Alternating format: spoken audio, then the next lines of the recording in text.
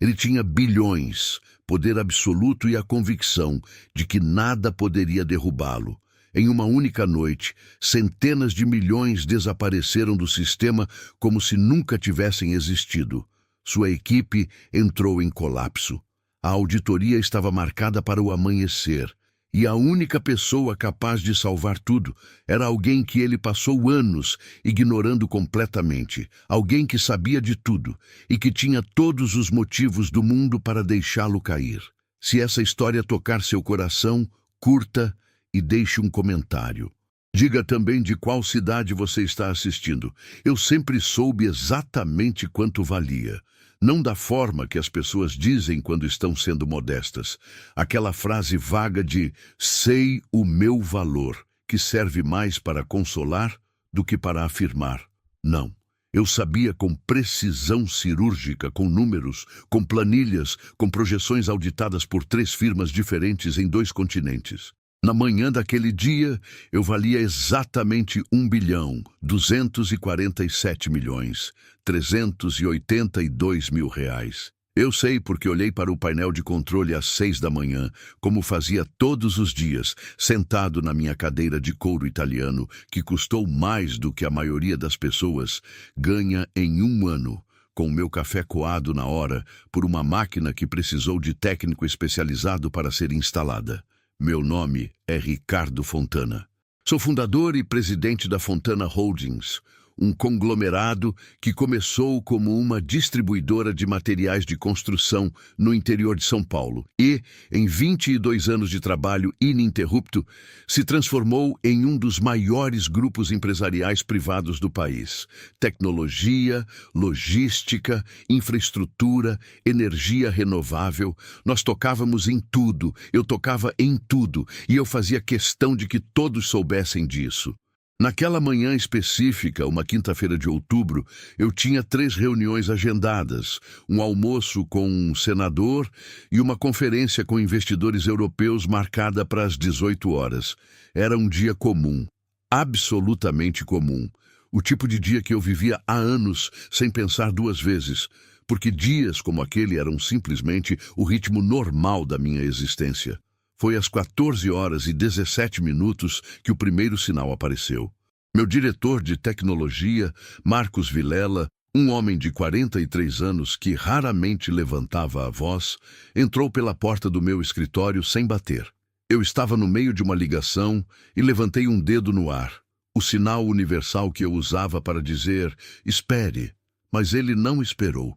Ele fechou a porta atrás de si, caminhou até a minha mesa e colocou o laptop na minha frente com uma expressão que eu nunca tinha visto nele antes. Não era pânico, era algo pior. Era a face de alguém que compreendeu uma coisa e está tentando encontrar palavras que não existem para descrevê-la. Eu encerrei a ligação sem me despedir. Na tela, linhas de código corriam em velocidade impossível. Logs de sistema piscavam em vermelho. Números se moviam, e não da forma que números costumam se mover em sistemas financeiros, com aquela lentidão controlada de transações auditadas. Eles corriam, sumiam, apareciam em lugares onde não deveriam estar e depois desapareciam de novo. O que é isso? Minha voz saiu mais calma do que eu me sentia.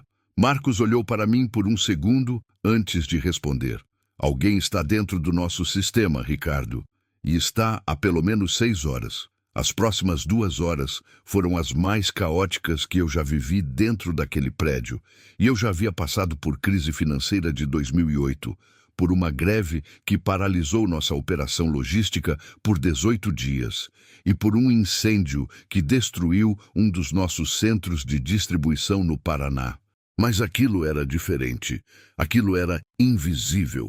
Aquilo estava acontecendo dentro das paredes sem fazer barulho, sem fumaça, sem rosto. Marcos chamou sua equipe inteira. 6 especialistas em segurança digital se instalaram na sala de conferências principal, com cabos, monitores extras e o tipo de expressão concentrada que me dizia que a situação era séria o suficiente para que ninguém fizesse perguntas desnecessárias. Eu fiquei ali, de pé, ao lado da mesa de vidro que eu mesmo escolhi para aquela sala porque transmitia autoridade, e pela primeira vez em muito tempo eu me senti completamente fora do lugar no meu próprio império. Às 16 horas, Marcos me chamou para uma conversa separada no canto da sala com a voz baixa de quem não quer ser ouvido pelos próprios funcionários. Quanto? Eu perguntei antes que ele abrisse a boca. Ele precisou de um momento. Até agora, nossa estimativa é de 380 milhões. Mas o sistema ainda está sendo drenado. Não conseguimos fechar o ponto de entrada. 380 milhões. Eu repeti o número na minha cabeça 3 vezes, da forma que a mente faz quando tenta tornar real algo que o instinto recusa a aceitar. Não era o número que me destruía, porque dinheiro eu poderia recuperar. Eu já havia perdido e recuperado antes. Era a palavra que Marcos usou. Não conseguimos fechar o ponto de entrada. Era a confissão embutida nessa frase, a admissão de que a melhor equipe de tecnologia que eu poderia contratar, com os melhores salários do mercado, estava olhando para o problema e não encontrando a solução. A auditoria regulatória está marcada para amanhã cedo, eu disse, mais para mim do que para ele. Marcos não respondeu. Ele não precisava.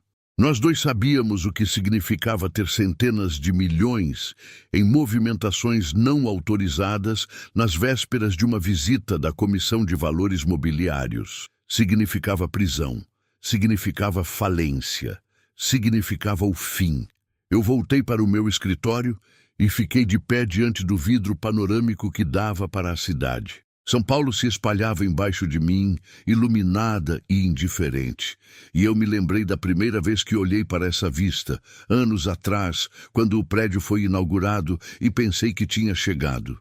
Pensei que nenhuma força do mundo poderia me tirar dali.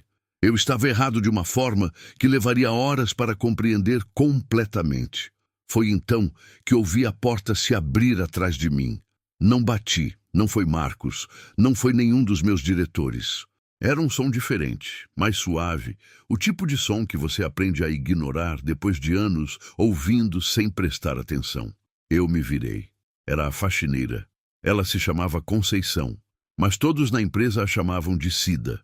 Eu nunca soube disso até aquele dia. Para mim, ela era simplesmente a mulher de jaleco azul que aparecia no meu escritório todas as tardes por volta das 15 horas para esvaziar a lixeira e passar um pano no balcão da janela.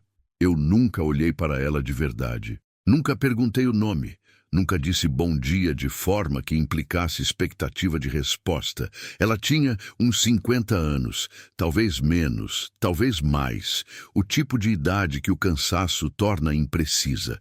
Cabelos escuros presos num coque, mãos grossas de quem trabalha com produto de limpeza há décadas, e uma expressão que, naquele momento, era diferente de todas as vezes que eu havia passado por ela sem olhar. Não era a expressão vaga e apagada de quem realiza tarefas mecânicas. Era uma expressão de decisão, como se ela tivesse chegado até aquela porta depois de travar uma batalha interna longa e exaustiva e tivesse finalmente escolhido um lado. Eu sei o que está acontecendo, ela disse. Eu a olhei por um segundo com aquela condescendência automática que pessoas poderosas desenvolvem sem perceber. O tipo de olhar que não é cruel de propósito, mas que comunica claramente. Você não tem lugar nesta conversa. Cida, eu disse, lembrando que havia ouvido alguém chamá-la assim no corredor uma vez. Não é um bom momento. Eu sei, ela repetiu sem se mover. E é exatamente por isso que estou aqui. Havia algo na firmeza da voz dela que me fez parar. Não era arrogância. Era certeza. A diferença entre as duas é enorme. E eu, que passei a vida toda cercado de pessoas tentando me impressionar com arrogância disfarçada de competência, reconheci a segunda quando a encontrei. Fale, eu disse. Ela entrou completamente no escritório, fechou a porta atrás de si com cuidado e olhou para mim de uma forma que me fez perceber, com um desconforto que não consigo descrever adequadamente, que ela me conhecia de uma maneira que eu não a conhecia. Ela havia me observado por anos, ouvido minhas conversas, assistido às minhas reuniões através das paredes de vidro, limpado minha mesa após noites em que eu trabalhei até tarde, recolhido os copos e os documentos amassados que eu jogava fora com a displicência de quem nunca imaginou que alguém pudesse estar prestando atenção. O ataque usa um protocolo de fragmentação distribuída, ela disse. É uma arquitetura que eu ajudei a desenvolver. O silêncio que se seguiu durou provavelmente 3 segundos, mas pareceu muito mais longo. O quê? Ela me contou em partes, da forma que alguém conta uma história que carregou sozinha por muito tempo, e ainda não tem certeza de quanto pode revelar de uma vez. O nome completo dela era Conceição Aparecida dos Santos. Mas antes de ser Cida, a faxineira da Fontana Holdings, ela havia sido a doutora Conceição Santos, pesquisadora sênior de segurança de sistemas no Instituto de Tecnologia Aplicada de Campinas, onde trabalhou por 11 anos, desenvolvendo infraestrutura de proteção para grandes instituições financeiras. Eu não disse nada enquanto ela falava. Não porque acreditasse imediatamente em tudo, mas porque havia detalhes técnicos na forma como ela descrevia o sistema, terminologias específicas, referências a vulnerabilidades que minha própria equipe havia discutido naquela tarde, que tornavam impossível ignorar. Como você foi parar aqui? Eu perguntei eventualmente. Ela me olhou com uma calma que doeu de um jeito que eu ainda estava processando. Sua empresa adquiriu o IT há 6 anos, ela disse. Lembra? Eu lembrava. A aquisição do Instituto foi uma jogada estratégica para absorver patentes de segurança digital que queríamos incorporar à nossa divisão de tecnologia. Foi uma transação de 280 milhões. Eficiente, limpa, rentável. Quando vocês assumiram, encerraram o departamento de pesquisa em 18 meses. Ela continuou. Disseram que as patentes eram um ativo relevante. As pessoas eram custos. Eu me lembrei vagamente daquilo. Não dos rostos, não dos nomes. Me lembrei de uma planilha, de uma linha que dizia reestruturação de quadro funcional, de um número ao lado dessa linha que representava a economia anual. Eu perdi meu emprego, minha pesquisa, minha carreira, ela disse, sem dramatismo, o que tornava cada palavra mais pesada do que se tivesse sido gritada. Tinha 51 anos. Ninguém contrata pesquisadora de segurança de 51 anos depois que a empresa onde ela trabalhou foi desativada por decisão do novo dono. Mandei currículo por 2 anos. 2 anos, Ricardo. Era a primeira vez que ela usava meu nome. Sou estranho. Sou correto. E então você veio trabalhar aqui. Eu disse devagar. Precisava de renda. Ela respondeu simplesmente. E o escritório ficava a 12 minutos da minha casa. Havia uma crueldade acidental nessa frase que me atingiu de um jeito inesperado. 12 minutos. Ela morava a 12 minutos do prédio que eu construí em cima das ruínas da carreira dela. E todo dia entrava por uma porta de serviço, colocava o jaleco azul e limpava os corredores do meu sucesso. Você sabia que eu estava aqui? Ela perguntou. Durante todos esses anos, você sabia que eu existia? Eu não respondi. A resposta honesta era não, e nós dois sabíamos disso. Ela assentiu levemente, como se a ausência de resposta confirmasse algo que ela já suspeitava há tempo. Então se virou para a porta. Vou precisar de acesso ao servidor central e de alguém da sua equipe que saiba o que está fazendo. Temos cerca de 4 horas antes que o dano se torne irreversível. Marcos Vilela não acreditou de início. Nenhum deles acreditou. Eu vi nos rostos deles aquela mistura específica de resistência e irritação que pessoas muito competentes exibem quando são confrontadas com a possibilidade de que alguém que não deveriam levar a sério sabe mais do que elas. Era desconforto profissional disfarçado de ceticismo técnico, mas Cida não pediu para ser acreditada. Ela sentou diante do terminal que Marcos desbloqueou com relutância e começou a trabalhar em silêncio, com aquela concentração absoluta de quem reencontrou uma linguagem que nunca esqueceu de fato. Seus dedos se moviam com uma fluência que eu nunca havia associado àquelas mãos. Eram as mesmas mãos que eu havia visto esfregar o balcão da janela centenas de vezes, e agora elas navegavam por camadas de código com uma precisão que fez o próprio Marcos, 3 minutos depois, puxar uma cadeira e se aproximar para olhar mais de perto. Eu fiquei de pé atrás deles, inútil pela primeira vez em décadas, observando. O protocolo de entrada usa fragmentação em 5 nós simultâneos, ela disse, mais para si mesma do que para qualquer um de nós. Mas fragmentação distribuída precisa de um ponto de sincronização. É como um maestro invisível. Se você encontrar o maestro, você para a música. Você está dizendo que consegue rastrear a origem? Marcos perguntou.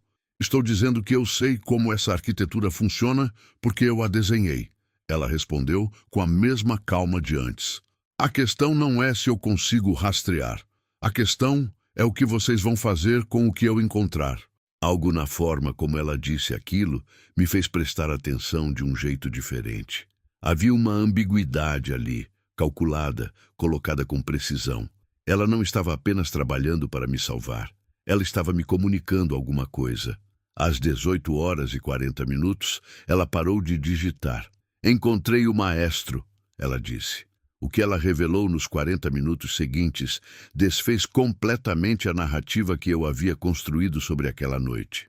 Eu havia presumido desde o início que se tratava de um ataque externo, um grupo criminoso, hackers profissionais, talvez um concorrente usando métodos ilegais. Era a história mais simples, a que protegia a estrutura da minha empresa e me colocava numa posição de vítima inequívoca. A verdade era mais complicada. O ataque havia sido orquestrado de dentro. Não por um funcionário atual, mas por alguém que havia tido acesso aos sistemas anos atrás e havia deixado enterrado em camadas de código que ninguém havia auditado adequadamente desde a aquisição do ITA. Uma estrutura latente que permaneceu dormindo por 5 anos, esperando o momento certo para ser ativada. Esperando por alguém que soubesse ativá-la. Quem fez isso? Eu perguntei. Cida não respondeu imediatamente. Ela girou levemente a cadeira e me olhou com aquela expressão que eu estava começando a reconhecer, aquela mistura de cansaço e clareza de quem carregou um peso por muito tempo e chegou ao momento de finalmente pousá-lo. Você se lembra de um pesquisador chamado Henrique Souza? Ela perguntou. Eu não me lembrava. Ela sabia que eu não me lembraria. Ele trabalhava comigo no ITA. Era o mais brilhante da equipe. Tinha 32 anos quando vocês encerraram o instituto. Perdeu o emprego. Perdeu o financiamento da pesquisa de doutoramento. Perdeu o apartamento que alugava com a bolsa. A namorada foi embora. Ele passou por uma depressão severa. Cada frase chegava como um peso adicional sendo colocado sobre algo que já estava doendo. Ele se recuperou? Eu perguntei, sem saber ao certo por que estava perguntando. Depende do que você chama de recuperação, ela disse. Ele voltou a trabalhar. Montou uma empresa pequena de consultoria em segurança digital. Mas nunca esqueceu, e durante esses 5 anos, enquanto trabalhava em outras coisas, ele foi construindo isso. Ela apontou para a tela. Ele deixou a porta aberta antes de saírem e esperou até ter certeza de que poderia usá-la de forma que ninguém encontrasse a tempo. Você sabia? A pergunta saiu antes que eu pudesse controlá-la. Você sabia o que ele estava planejando? O silêncio que se seguiu foi diferente de todos os outros silêncios daquela noite. Era o tipo de silêncio que contém uma resposta antes mesmo de ser quebrado. Eu sabia que ele estava com raiva, ela disse finalmente. Sabia que ele havia encontrado a porta e soube, quando comecei a trabalhar aqui, que o momento poderia chegar. Ela parou, mas não sabia quando, e quando chegou, fui eu quem decidiu o que fazer com esse conhecimento. O que ela estava me dizendo, nas entrelinhas de cada palavra cuidadosamente escolhida, era que ela havia tido uma escolha. Que durante um período indeterminado, Enquanto trabalhava nos meus corredores invisível e ignorada, ela havia carregado a ciência de uma vulnerabilidade existencial no meu sistema e havia decidido, por razões que eu ainda não entendia completamente, não usá-la. Mas também não havia me avisado. Por que você não me disse antes? Minha voz saiu com uma intensidade que não era raiva. Era algo mais próximo de vertigem. Ela me olhou com os olhos diretos. Porque até hoje à tarde, Ricardo, você nunca havia me olhado nos olhos. Eram quase 22 horas quando Cida começou o processo de reversão. Era tecnicamente o trabalho mais delicado daquela operação. Não apenas rastrear e identificar o ataque, mas desativar o protocolo de fragmentação sem acionar os mecanismos de destruição que Henrique havia programado como contingência. Uma espécie de bomba digital que se detonaria caso alguém tentasse interromper o processo da maneira errada. A sala de conferências estava quieta de um jeito que grandes salas raramente ficam. Marcos e 2 dos seus técnicos estavam ali, mas ninguém falava. Todo mundo observava as mãos de Cida sobre o teclado e a tela que mudava em resposta aos seus comandos, com aquela obediência silenciosa que sistemas só mostram para quem verdadeiramente os entende. Eu fiquei observando ela trabalhar e fui reconstruindo, mentalmente, a linha do tempo que havia produzido aquela noite. A aquisição do ITA, a dissolução do departamento de pesquisa, a planilha com a linha de reestruturação que eu havia aprovado numa reunião de 20 minutos sem levantar os olhos do relatório. Os nomes que nunca aprendi, os rostos que nunca vi. Henrique Souza, 32 anos, o mais brilhante da equipe, que perdeu tudo numa decisão que para mim havia sido apenas um número numa coluna de custos. Conceição Aparecida dos Santos, doutora, 11 anos de pesquisa, que acabou a 12 minutos da minha empresa usando jaleco azul e esvaziando a minha lixeira. E eu, que havia me convencido de que construir um império era uma prova suficiente de caráter.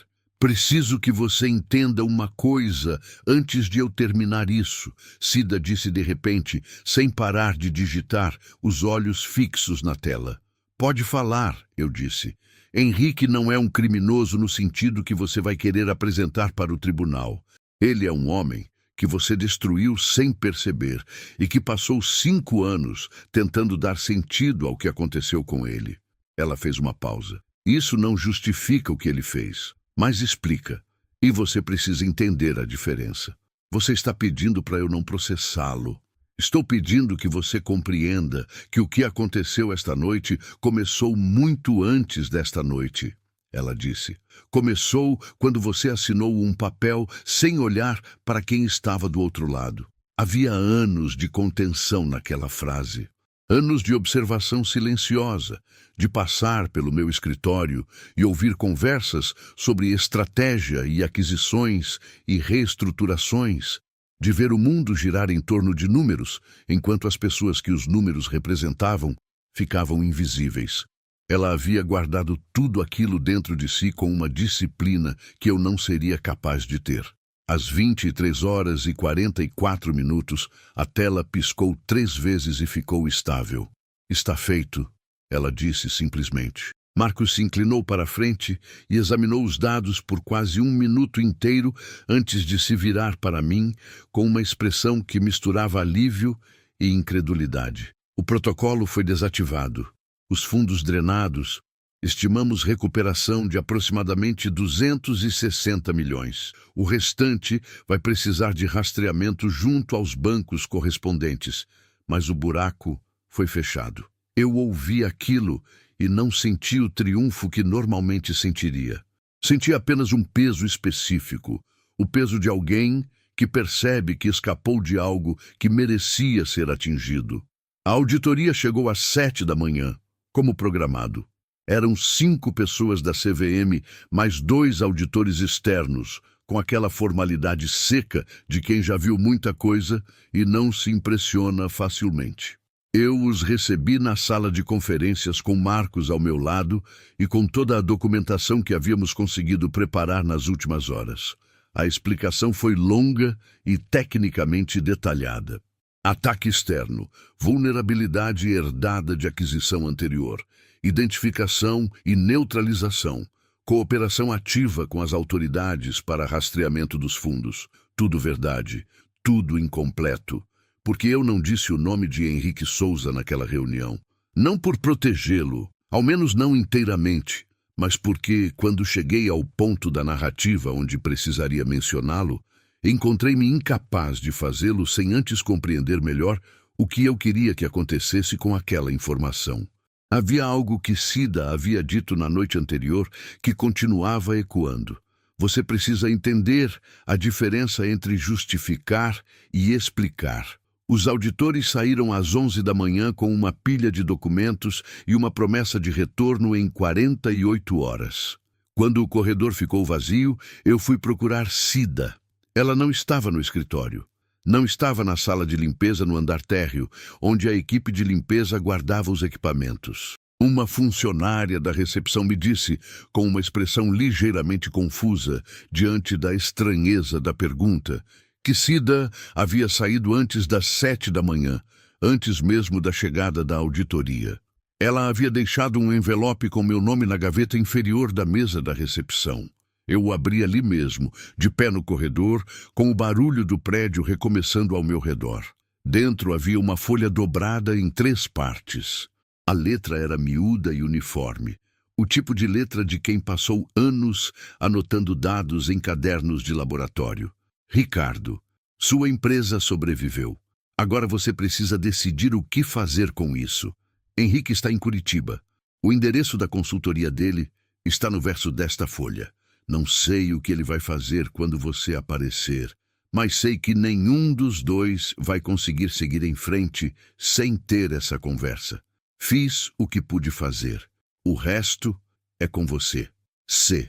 No verso, um endereço numa rua que eu não conhecia. Eu dobrei o papel, guardei no bolso do paletó e fiquei parado por um momento no corredor enquanto o mundo da empresa continuava girando ao meu redor. Telefonemas, passos, o barulho de uma reunião começando na sala ao lado. Tudo igual, tudo diferente. Entrei no elevador, desci ao estacionamento e disse ao motorista que eu mesmo ia dirigir. A estrada para Curitiba tem 540 quilômetros. Eu fiz o percurso em pouco menos de 5 horas, parando uma única vez num posto de combustível na altura de registro para tomar um café que não consegui terminar. Era a primeira vez em anos que eu estava sozinho num carro por um período longo, sem telefone na mão, sem reunião no fone de ouvido, sem agenda ditando o ritmo de cada minuto. Pensei em muita coisa durante aquelas horas. Pensei na versão de mim mesmo que havia assinado a dissolução do departamento de pesquisa do ITA sem nem saber quantas pessoas estavam naquele departamento. Pensei na lógica que eu usara para justificar cada decisão semelhante ao longo dos anos. A lógica da eficiência, do mercado, da necessidade estratégica, como se essas palavras fossem suficientes para tornar humanas as consequências de escolhas que eu fazia em 20 minutos sem levantar os olhos de uma planilha. Pensei em Cida, a trajetória dela, 11 anos construindo algo que tinha valor real no mundo. E depois 2 anos mandando currículos para o vácuo. E depois uma vida reorientada em torno de um jaleco azul e uma vassoura. Tudo a 12 minutos de onde eu tomava meu café de máquina italiana e olhava para a cidade como se ela me pertencesse. E pensei em Henrique Souza. 32 anos destruídos numa manhã de reunião. 5 anos reconstruindo algo que não era paz, mas era pelo menos propósito. Raiva com propósito, raiva com arquitetura. Cheguei em Curitiba às 5 da tarde. A consultoria de Henrique ficava num sobrado simples numa rua arborizada do bairro Bigorrilho. Havia uma placa discreta na porta com o nome da empresa. Eu estacionei do outro lado da rua e fiquei sentado no carro por talvez 10 minutos, olhando para aquela porta, antes de finalmente descer. Toquei a campainha. Ele abriu a porta 2 minutos depois. Era um homem de estatura mediana, cabelos escuros com algumas mechas brancas nas têmporas, óculos com armação fina, vestindo uma camiseta simples e calça jeans. 37 anos agora, talvez. A cara de alguém que reconhece você antes mesmo de abrir a boca. Ele me olhou por um longo momento com uma expressão que eu não conseguia categorizar completamente. Não era surpresa, não era medo. Era algo mais parecido com a face de alguém que ensaiou um encontro tantas vezes na cabeça que quando ele finalmente acontece, parece irreal. Eu sabia que você ia vir. Ele disse finalmente. Cida me deu o endereço. Ele assentiu levemente. Ela sempre foi mais sábia do que qualquer um de nós. Houve um silêncio. Nenhum dos dois se movia.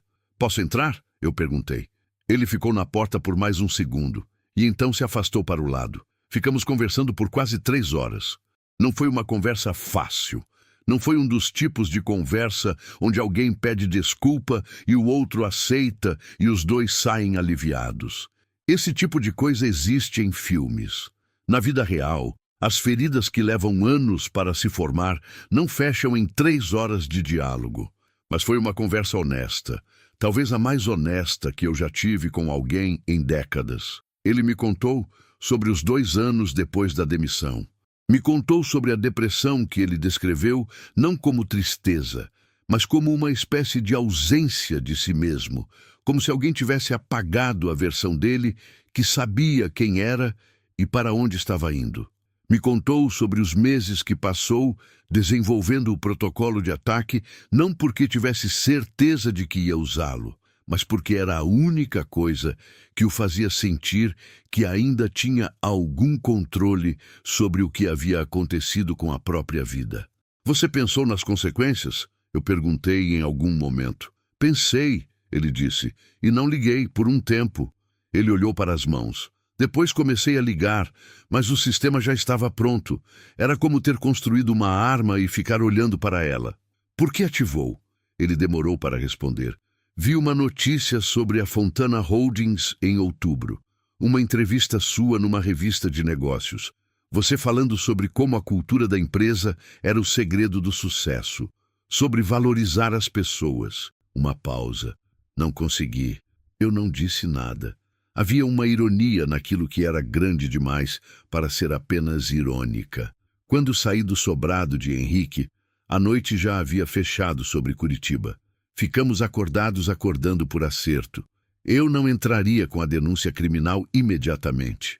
Ele me daria acesso completo aos registros do ataque para que a recuperação dos fundos fosse mais eficiente e me comprometeria com um processo de reparação que envolveria, entre outras coisas, a contratação da consultoria dele para uma auditoria de segurança da Fontana Holdings remunerada a preço de mercado. Não era justiça perfeita, não havia versão perfeita daquela história, mas era algo. Voltei para São Paulo no dia seguinte, de manhã cedo, com a mesma estrada e muito menos certezas do que havia levado comigo na ida. A primeira coisa que fiz quando cheguei ao prédio foi perguntar pela Cida. Me disseram que ela havia pedido demissão naquela manhã. Protocolo normal, aviso prévio, tudo correto. Pedi o número dela ao Departamento de Recursos Humanos. Ela atendeu no 3º toque. Você foi embora, eu disse. Meu trabalho ali estava terminado. Ela respondeu. Havia algo quase sereno na voz dela. Eu quero te oferecer um cargo, eu disse. Diretor de Segurança de Sistemas. Salário compatível com o mercado, participação nos resultados, autonomia real para estruturar a área. Houve uma pausa longa no outro lado da linha. Você está me oferecendo isso porque se sente culpado? Ela perguntou. Eu considerei a pergunta com seriedade antes de responder. Estou te oferecendo porque você é a pessoa mais competente que eu encontrei em anos. E porque demorei demais para enxergar isso. Outro silêncio. Vou pensar, ela disse, e desligou. Ela ligou de volta 3 dias depois. Disse que sim, com 2 condições. Autonomia real para contratar sua própria equipe e que o departamento se chamaria formalmente Instituto de Segurança e Pesquisa Aplicada, em referência ao ITA que havia sido desativado. Eu aceitei as 2 condições sem negociar. Na semana em que Cida assumiu o cargo, eu convoquei uma reunião com todos os diretores da holding. Era uma reunião sem pauta formal, sem slides, sem os rituais de apresentação que eu havia cultivado ao longo de anos para comunicar à autoridade. Eram apenas pessoas sentadas ao redor de uma mesa. Eu falei por cerca de 40 minutos sobre o que havia acontecido naquele outubro. Não a versão corporativa, não o comunicado oficial que havíamos preparado para investidores, mas a história completa. O ataque, a origem, as decisões que o haviam gerado, a mulher de jaleco azul que havia salvado tudo o que eu construí. Houve silêncio quando terminei. O tipo de silêncio que se forma quando pessoas processam algo que não esperavam ouvir. Passamos anos tomando decisões sobre pessoas como se fossem variáveis numa equação, eu disse, e descobri da pior forma possível que variáveis têm memória, que consequências têm endereço, que o que você ignora não desaparece, ele espera. Não houve aplausos. Não era o tipo de reunião para aplausos. Mas quando as pessoas saíram, havia algo diferente nos corredores, uma qualidade de atenção que eu não sabia nomear na época, mas que com o tempo passei a reconhecer como o início de uma cultura que ainda não existia. Sobre Henrique, a história é mais longa e menos resolúvel. O processo criminal foi eventualmente arquivado com base em acordo de reparação e colaboração, uma decisão que não agradou a todos, que gerou questionamentos legítimos sobre como a justiça funciona quando os envolvidos têm recursos para negociar o próprio desfecho. Eu não tenho resposta satisfatória para isso, só tenho a consciência de que a alternativa, a cadeia, as manchetes, o julgamento público não teria consertado o que havia se quebrado, apenas adicionado mais fragmentos ao chão. Ele continua em Curitiba. Continuamos em contato de forma esparsa, sem fingir que somos amigos, porque não somos. Somos duas pessoas ligadas por uma história que nenhum de nós escolheria ter vivido, mas que moldou o que nos tornamos depois. Na última vez que falei com Cida sobre ele, ela disse uma coisa que ficou comigo. A maior tragédia não é que pessoas se magoem. É que elas se magoem em silêncio por tanto tempo que a mágoa vira projeto. Eu penso nisso quando ouço sobre reestruturações, quando leio notícias sobre aquisições, quando vejo a palavra eficiência usada para descrever processos que têm rostos do outro lado. A Fontana Holdings sobreviveu. Recuperamos a maior parte dos fundos. A auditoria foi concluída sem processos criminais contra a empresa. Os números voltaram para onde deveriam estar, mas o prédio com a vista panorâmica de São Paulo ficou diferente para mim depois daquela noite. A cidade ainda está lá, iluminada, indiferente, enorme. Mas quando olho para ela agora, não enxergo um mapa de domínio. Enxergo uma soma de pessoas com trajetórias e endereços e histórias que continuam acontecendo muito depois que eu assino um papel e viro para o próximo item da agenda. Essa é a coisa que nenhuma crise financeira, nenhuma ameaça de prisão, nenhuma perda de mercado me ensinou em 22 anos de negócios. Me ensinou uma mulher que passou anos invisível pelos meus corredores, carregando um jaleco azul e um doutoramento e a ciência de que podia me destruir, e que escolheu não fazê-lo. Não porque eu merecia ser salvo, mas porque ela era melhor do que aquilo que eu havia feito com ela. Algumas perdas, mesmo quando o dinheiro retorna, não podem mais ser recuperadas. E algumas pessoas, mesmo quando finalmente são vistas, já foram longe demais para que o reconhecimento sirva de conserto. O que nos resta, então, é não esperar que a próxima crise nos force a olhar para quem está ao nosso lado. O que nos resta é escolher enxergar antes e torcer para que ainda seja tempo. Se essa história tocou o seu coração, deixe um comentário aqui embaixo. Às vezes, uma palavra simples pode alcançar alguém que também está precisando de esperança. E se puder, escreva também de qual cidade você está assistindo. É muito bom saber até onde essas histórias de estrada estão chegando. Obrigado por ficar até o fim. Que Deus acompanhe cada um de vocês na estrada da vida.